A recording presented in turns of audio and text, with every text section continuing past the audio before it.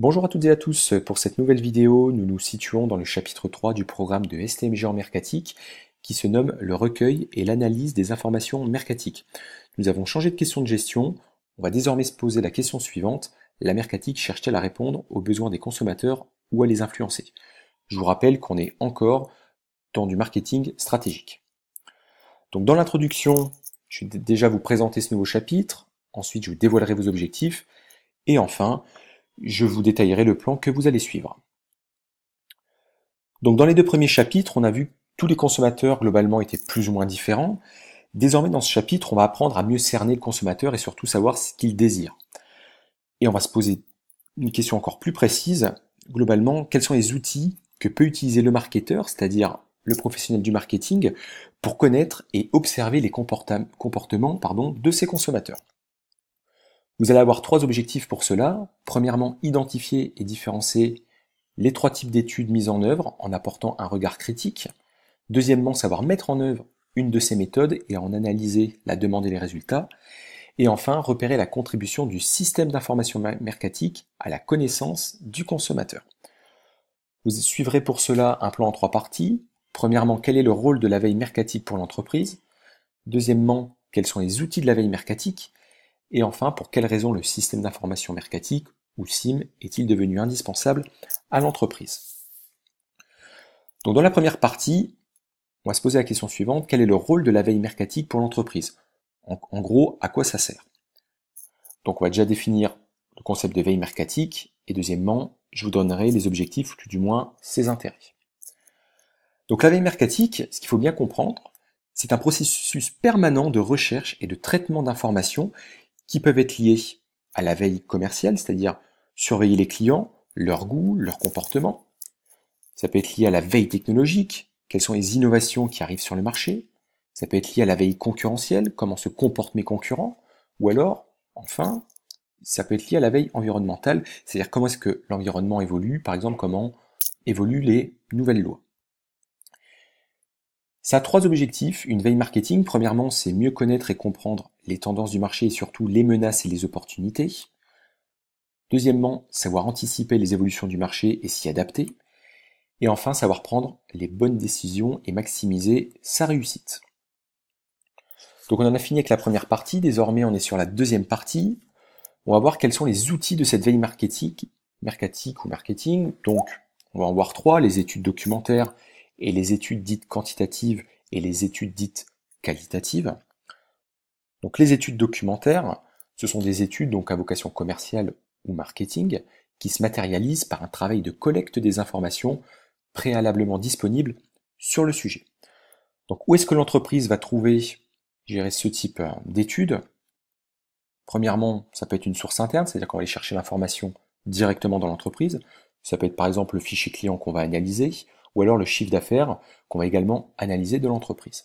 Mais on peut également aller chercher des sources en externe, c'est-à-dire par des études qui sont menées soit par un consultant, soit par l'entreprise elle-même sur le marché. Donc on peut citer des exemples, un cabinet d'études spécialisé Ipsos, ou alors l'INSEE que vous connaissez davantage puisque vous avez dû l'étudier en économie.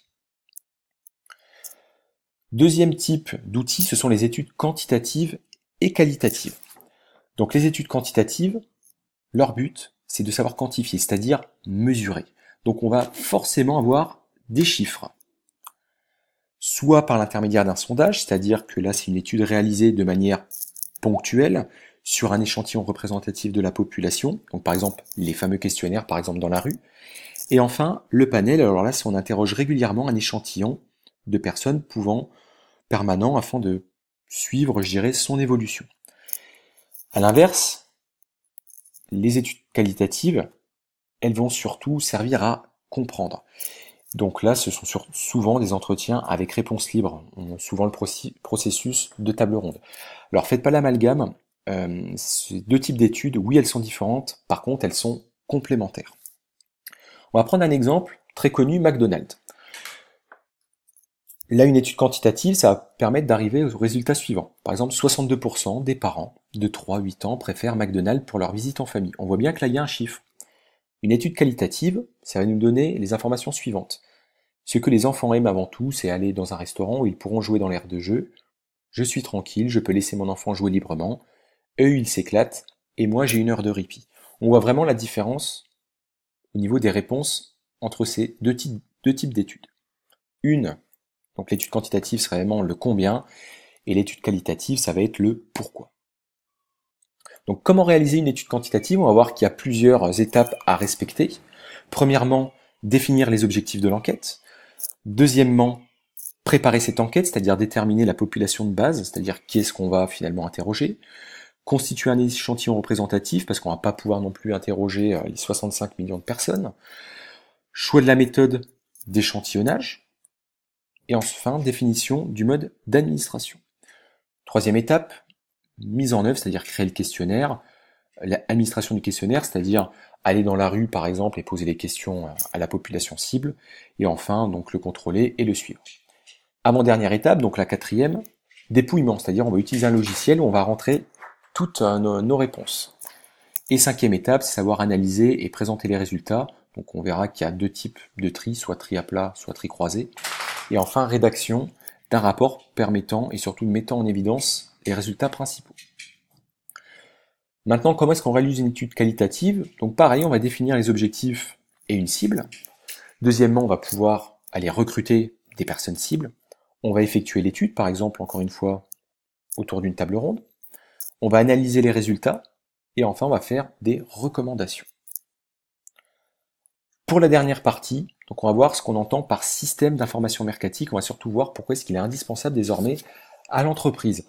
Donc le système d'information mercatique, c'est un ensemble organisé de ressources, donc matériel, de logiciels, de données, de procédures, qui permettent d'acquérir, stocker, traiter et communiquer des informations relatives à l'environnement, à la demande, aux clients ou à la concurrence. Donc toutes les données sont stockées dans ce qu'on appelle des banques de données ou data warehouse, comme on le dit en anglais. Et ça forme notamment ce que vous connaissez peut-être, c'est-à-dire le big data.